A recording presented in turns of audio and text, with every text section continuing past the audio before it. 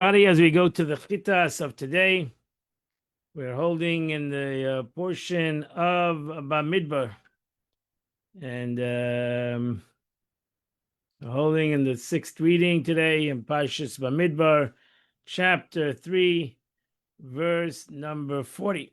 That's where we're holding the sixth reading. Okay, Vayem Hashem al Moshe, God said to Moshe, Pekedes kol b'cher zachar b'nei Yisrael, tally all the firstborn of the Jewish people. You have to count now. If you counted all the Jews, you have to now count the firstborns of all the Jewish people. And take the census of their names. Rashi says that you start counting the firstborn. After 30 days, a child goes out of the unviable to a viable. That's why we count. We do a pinyan ben on the 30th day, because after 30 days we know that this child is considered a viable child, and therefore there are many laws actually concerning this concept in general, besides counting them as a firstborn, but the other laws in the Torah. Lakachtas Levim li, and you take the Levim to me. Ani Hashem, I am God. Tachas kol b'cher b'nei Yisrael. So you have to interchange the Levim from the firstborns of the Jewish people. As behemoths Levim, and then you also have to do the animals of Levim. Tachas kol b'cher b'behemoths b'nei Yisrael, also the firstborn of every animal. So they have to interchange. The Eibusha says the firstborn of humans belong to God, and therefore they have to be paid. And so too, you have to redeem the firstborn of an animal. Also belongs to the Beis Hamikdash, belongs to the Kohen. And God, Moshe been accounted the way God asked him, because called b'cher b'nei Yisrael, every firstborn of the Jewish people. Verse 43.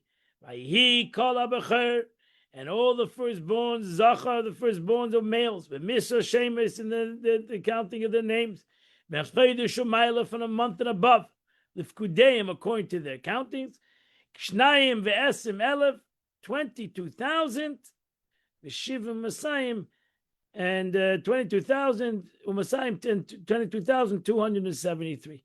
So there was 22,273 firstborns from a month and above. And then God spoke to Moshe. Verse 45, Kachas Levim, Tachas kol b'cher b'nei Yisrael, take the Levites in place of the Jewish people. As behemoths Levim, Tachas kol behemtam, and also the firstborn of the Levim instead of the firstborn of the Jewish people. V'hoya li Levim ani Hashem, and the Levim will be to me, I am God. Because they're able to interchange the firstborn of the Jewish people with the firstborn, with the Levim in general. Because you see, the Levim at that time had 22,000 and something, 300, as you soon see. She says the Levites' animals did not redeem the firstborn Israeli animals of a permanent species, which are given to the priests, but only their first yearling donkeys. And one Levite lamb would exempt several Israelite firstling donkeys, because that's the pidyon. It's called pidyon petach hamer, the firstborn. They do it today, even today, till today. The paida, if you have a farmer has a firstborn donkey, he redeems it with a sheep. So that's what they did. They took this is the meaning of the pasuk. It's a Gemara. This is the meaning of a pasuk that the interchange between the sheep of a Levite and the firstborn donkey of a Jew. You know that this is so. For the Torah enumerates how many firstborns there were in excess to Levim amongst the men, but not enumerate the excess amongst the animals. Therefore, you see that it was 1-to-1. There was no such thing as you had extra or whatever, because this was a one-time interchange. Whenever you had a donkey, interchange it with a sheep. But when it came to humans, at that time there was a difference in number, and that's what the Torah continues, verse 46. The extra 273 there was an extra 273 male Jews of firstborn that were more than the Levim. Adufin Levim. So how are you going to interchange them? There's no Levi. You have 273 extra Jews who were firstborn over the amount of Levim that were at that time. Rashi says, firstborn amongst them are required to be redeemed. These 273 who are over and above the number of Levites, from them you must take 5 shekel per head. So that's the concept of the 5 shekel, which you do today. We don't interchange the child with a Levi. We interchange it with 5 shekel. Such was the sale price of Joseph, 220 silver shekel, who was a firstborn to Rachel. So it's all connected to the story of Yosef. That the 20 silver coins were connected to the 5 silver full shekel. It's the same value. Those 20 coins to the 5 shekel. You should take a 5 shekel per head of each Jew. Shekel HaKodesh, which is Esrim Geda shekel. 20 Geda is a shekel. Satas HaKesef, you should take this money. They are given over this money of the 273, the 5 shekel was given over to the Aaron HaKohen, which is more Abduyim. Moshe Rabbeinu collected the redemption money from those in excess to redeem the Levim. Rashi says, Shenivdu, on those that were the Levites redeemed person by person. Over here, these extra 273 was the money. He took the money from the firstborn of the Israelites. They equaled up to 1,365 shekel. Okay, 3,365 shekels. Rashi says 1,365. This is a total calculation. 5 shekel per head times 200 is 1,000. Shekel with 70 firstborn is 350. For the 3 firstborn is 15 shekel. Moshe Rabbeinu said, how should I proceed? Any firstborn who said, "Give me 5 shekel," will answer me. I am one who redeemed by the Levites. How did you solve this problem? So this is because everybody said, maybe why should I give the 5 shekel? Why would I be the one to give the 5 shekel? Somebody else give the 5 shekel. Why am I part of the ones who have to give money? They got it for free and I got to pay money. Poor 273 guys. So the Moshe Rabbeinu did it in the right way. He brought 22,000 tickets. He wrote on them Levite. Another 270 tickets, he wrote on them 5 shekel. He mixed it together and placed it in a box. And then he told everyone to take out that piece of paper. And everybody went in, took out the piece of paper. If it said 5 shekel, he gave 5 shekel. If it said Levi, he was free. And that was a geidel. It's a Gemara in Sanhedrin. Verse 51. Vayitem Moshe's kesef abduyin la'adin levanim. And Moshe Rabbeinu gave the money of redemption to Aaron and his sons, al pi Hashem, in the mouth of God, kasher tziva Hashem es Moshe, as God has commanded Moshe. And that completes the Chumash for today. We now come to the last ending of chapter 53 of Tanya. We're going to finish the first part of Tanya today. We'll say l'chaim. The Alter Rebbe now concludes what it began to started in chapter 51. All based on the statement of the Yunker, the young guy of Zohar, that the light of the Shekhinah, he explained that the light of the Shekhinah, which shines above the head of a person, needs oil. And he concluded, the Yunker concluded, this young scholar of the Zohar concluded that what is the oil, is the good deeds. The oil is the performance of mitzvahs, which is the good deeds, which is the energy of the soul. Hasidic literature, however, oil traditionally refers to wisdom. That's usually in Chassidus. Oil is wisdom. What is the connection between performance of mitzvahs and wisdom, which is called oil? So we have to have some kind of connection between mitzvahs and wisdom. The Rebbe explains that the light of the Shekhinah must garb itself in wisdom. As we've been learning the last couple of days, that everything, the Shekhinah, the Malchus of Atzilus, which needs to come down in Chachma of the next will. So everything needs to come down in wisdom, in the head, which is oil. For as previously explained, wisdom or intellect is the vessel and the garment for the light of the Shekhinah, which is Chachma as it is garbed in Torah. So that's why Torah is the right garment for everything. From Torah comes out everything. Because Torah is the garment and it's the oil. It gives the mitzvahs. How would you know? Talmud Torah Keneged Kulam, because you cannot know how to do a mitzvah without learning Torah. Yet in order to draw down the light of the Shekhinah, so that it will shine upon the divine soul of a Jew, more than oil is necessary. One must also have a wick. Oil is transformed into light through the medium of a wick. It is the wick which itself is burned, which keeps the fire from being extinguishable. In the spirit of the term, the wick refers to the vivifying soul. That is your nefesh hachayunis, as it's called in Kabbalah. Your animalistic soul, which is also called the nefesh hachayunis, your vivifying soul, your soul that gives you life, which provides the person with a physical life. This wick is burned through the Torah and mitzvahs. Just like a physical wick burns and is annihilated by the fire, so to the garment of thought, speech, and action of the vivifying soul becomes burnt in the light of the Shekhinah through Torah and mitzvahs which the Jew studies and performs. That's why the Alter Rebbe says in the beginning of Tanya, the Alter Rebbe says that the fighting of your nefesh Elikis and your nefesh Bahamis, they're fighting over what? Over these garments. They're fighting who's going to be the dominant force in these garments of machshava, dibur, and maisa. Your thought, your speech, and your action. And your godly soul wants that it should take over these garments.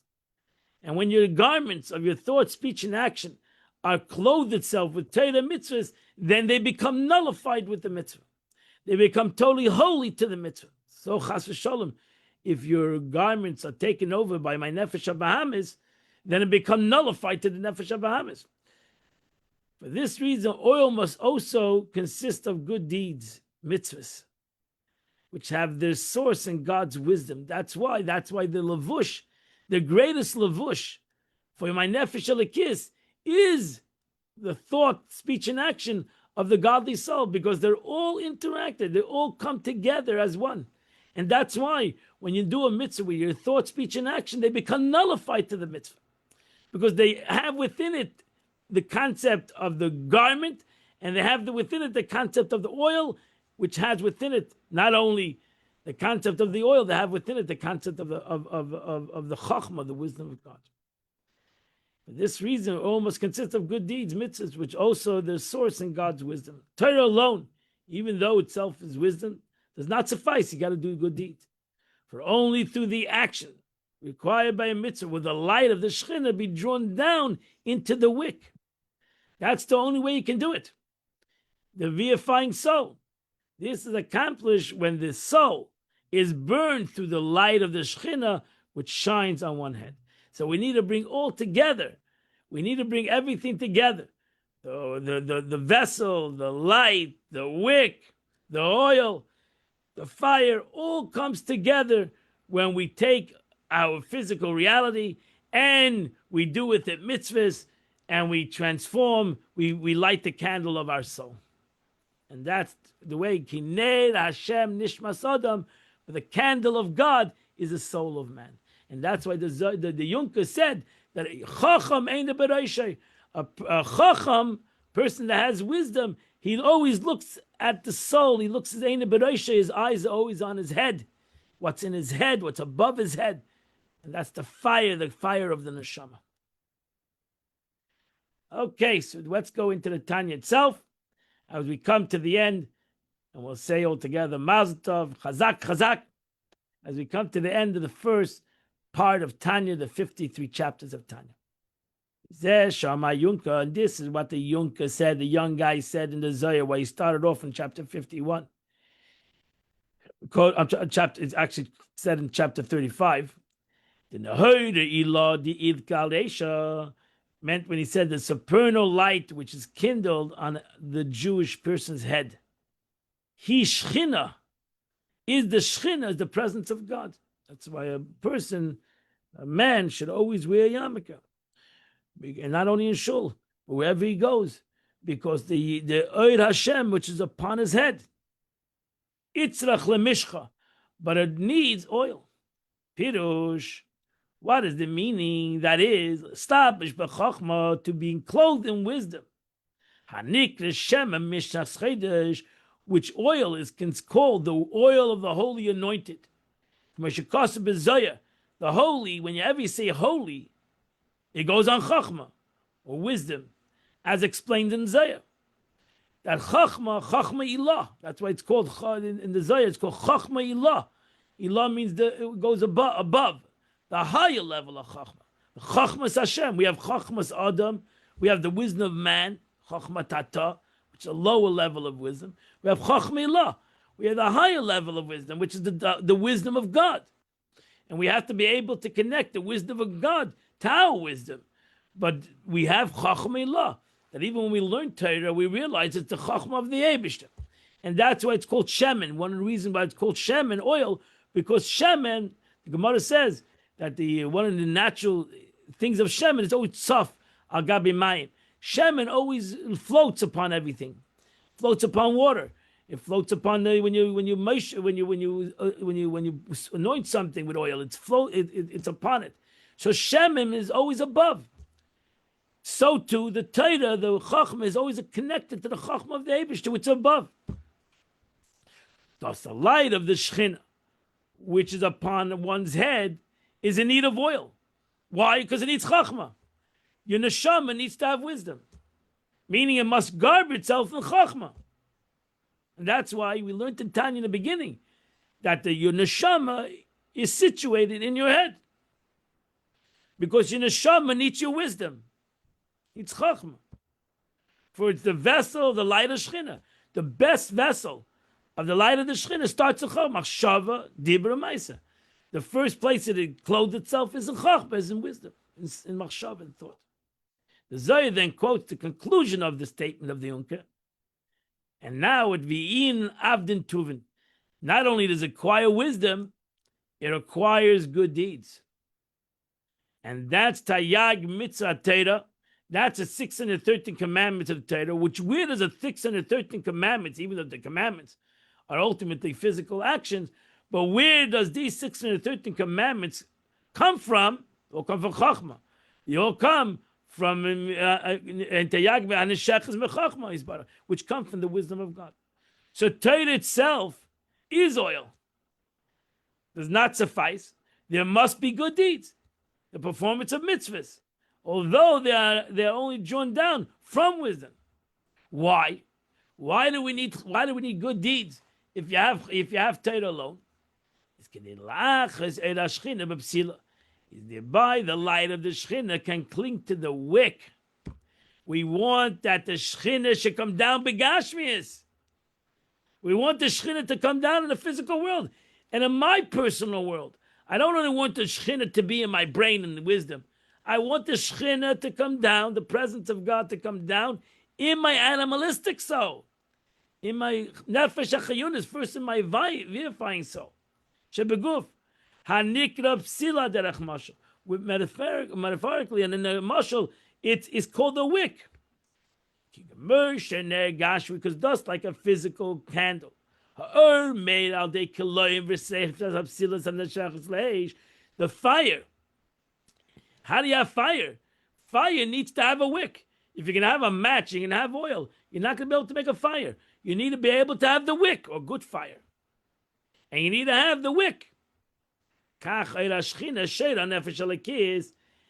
Therefore, so too, the Shechina needs to have the divine soul, that needs to have the vivifying soul, your animalistic soul, to be able to burn. But just like the candle The wick needs to be consumed by the fire. It needs to be consumed. So too, my nefesh achiyunis needs to be consumed by this fire. I declare nefesh abahamis. This is by annihilating the animal soul. As we learned in Chassidus, we learned in Tanya, that every time I do a mitzvah, I've given over my animal soul to the mitzvah. So when I take my hand, I give tzedakah, my hand has become bottle to the mitzvah, has nullified itself to the mitzvah. It's like the example of the wick that is being consumed by the fire. And by that way, I transform the darkness of Klippa, which is the wick, to light of holiness, from bitterness of the Klippas Nega to the sweetness and the holiness. An example of tzaddikim that transform this bitterness of this world, the bitterness of this wick, into the sweetness of God. As those mentioned in chapter 10, or those who transform the essence of the animal soul, its intellect and emotion from evil into goodness of holiness. Or at least, and if you're not a tzaddik, to the destruction, so to say, the consumption, to the total elevation, at least of the levushim hanefesh, of the thought, speech, and action, that maybe I cannot, as Alter Rebbe says, I can't. It said, learn to Tanya, that I'm not a tzaddik that can transform my animal soul, but I can surely take over the levushim of the animal soul. That my levushim, my garments of thought, speech, and action, are totally given over to my godly soul. And that even a regular person can accomplish. You don't even accomplish to change over your godly animal soul to good. I need to make sure that the levushim, the garments that I have, thought, speech, and action, in my physical garments of thought, speech, and action, are given over. They're being consumed by my godly soul. So I think good, and I speak good, and I do good. And they transform from the darkness of Klippa into the divine light of God. That is being clothed and united at that moment. B'machshava, when I'm thinking words of Torah. Dibur, when I'm talking in the words of Torah. Maisa, when I'm doing a mitzvah. Shatayag mitzvah Torah, which is in the case of a Beinani. So Beinani explained in chapter 12, do not transform the essence of the vivifying soul into goodness and to holiness. Only the soul garments of thought, speech, and action are performed into goodness by utilizing thought, speech, and action of Torah mitzvahs. In this sense, the wick of the vivifying soul is annihilated and be totally consumed and transformed into the light of holiness. And that's the concept of Shos HaShechina. That's the way that right now I can do it, even though I don't have a Beis Hamikdash. I don't have the Holy of Holies. I can do it right now through my learning Torah in a certain way, and through my doing mitzvahs. For as a result of the transformation of the animal soul, which comes from a covering that shines, that from the darkness into light, this they brought about what's so-called the ascent of the feminine waters. The ascent of the feminine waters in Kabbalah is the concept of the avodah of a human being towards the Eibishter. You have the avodah of Amshachim El Maila Lamata. You have the avodah where God comes from above to below. Like Matan Torah accomplished two things. The Eibishter came down the mountain, and to the Jewish, and Moshe Rabbeinu told to go up the mountain. So you have the concept of Olam Asel Yonim, the upper worlds coming down to the lower worlds. That's Amshachas Maim Duchrin, the coming of the upper worlds. And then you have a lost Maim Nukvin, the avodah of a Yid, the avodah of the Mata, the avodah of from below to above, that the lower waters reach up to the top. And what do we do that for? Lahamshich Eirish Ashchina. It's all about drawing down the light of the Shechina. Not only the oil of Chachma V'Torah, which is but a vessel for receiving the light of the Shechina. That's what we want. We learn Torah not because we're looking only for the Chachma of the Eibishter. We're looking for the essence of God. Gilu Oid Ein Seif Baruch Hu. We're looking for the revealed light of Ein Seif, infinite light of God. Nafesh Alakis, through his divine soul. Shebemeichem, which is in his mind. Shebereisha, which is in his head. This is why the Yunker said, this great sage said in the Zohar, the supernal light that which kindle over one's head requires oil.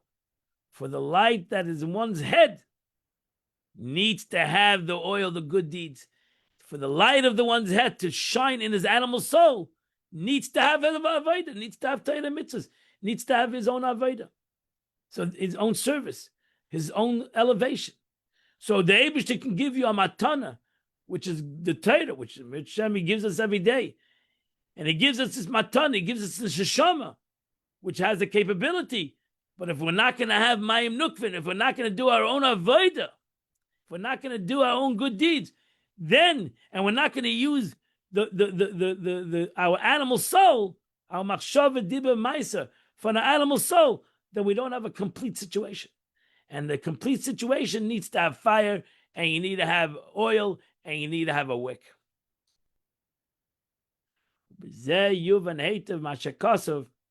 And this will understand, through this we understand clearly what it says. The Lord your God is a consuming fire. Just as fire can only catch an object that the object is being consumed by it, so too regarding the life of the Shekhinah. In order for God to become your God, illuminate the Jewish soul, there must be a consumption by the fire. You have to have something that's being consumed. You cannot have ego. That's why God says, I cannot handle the ego. Because ego doesn't let yourself being consumed. And if you're not going to have the self-consumption, if you're not going to give yourself over to the Eibishter, then the fire is not going to last. Burning and annihilating the wick of the verifying soul so that the soul of Klippa is transformed into the fire of holiness. As explained elsewhere, that only when a Jew succeeds in nullifying himself to God in a manner where he ceases to exist as an independent entity and is consumed into the flames of godliness, only then will he draw down upon himself the light of the Shekhinah. Nishtam Chelek Rishon, we have thus concluded the first part of the Tanya, the 53 chapters of Tanya, Be'ezes Hashem Yisbarech, with the help of God, Yisala, may he blessed and be exalted. Congratulations, we have finished the 53 chapters of Tanya together, and hallelujah, hallelujah, hallelujah. Today is the third day of the month, which is chapter 18 to chapter 22 of Tanya. If you do those 5 chapters, you do the chitas of the day. The Rebbe writes on the 3rd day of Sivan, in the Yom Yom, the Rebbe writes, whoever ponders on the approach of Taisus in commenting on the beginning of Torah, so Taisus and Shabbos, page 89, first side of the page, will understand that the festival of Shavuos is an auspicious time above. The Taisus over there talks about Shavuos and Matan Torah. The Frierdiker Rebbe takes it to every Shavuos. Every single Shavuos is an auspicious time. Something's happening l'mayla. What happens? Over there, the Taisus compares Shavuos to Rosh Hashanah and Yom Kippur. And the Frierdiker Rebbe says Shavuos, that so happens every Shavuos is like Rosh Hashanah and Yom Kippur. What happens? What happened on Rosh Hashanah and Yom Kippur? On Rosh Hashanah and Yom Kippur, the supernal accuser of Israel, that on that day God confounds the supernal accuser of Israel. Tumas confounding the accuser during the shofar blowing on Rosh Hashanah and the holy day of the fast day of Yom Kippur. That at that time the Eibishter doesn't allow for the Yetzer Hara, for the Satan to be mekatek, confuses him on that day. He confuses him. The Satan gets mixed up in the day, and he gets confused of the day.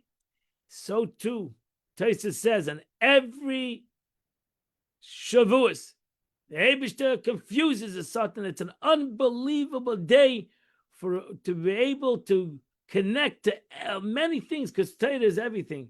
So it's a very important day to be able to connect and to have a special connection on that day to everything that you want to ask from the Eibishter, and especially the connection to Torah, that God should give us a connection again to Torah, and through the connection that a Jew has with Torah, he connects to everything else in the world. I wish you all a beautiful Shabbos, and the Mirz Hashem will come together on Sunday.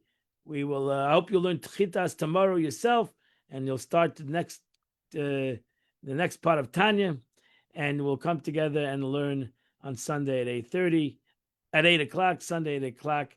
And God bless you all. Have a beautiful and wonderful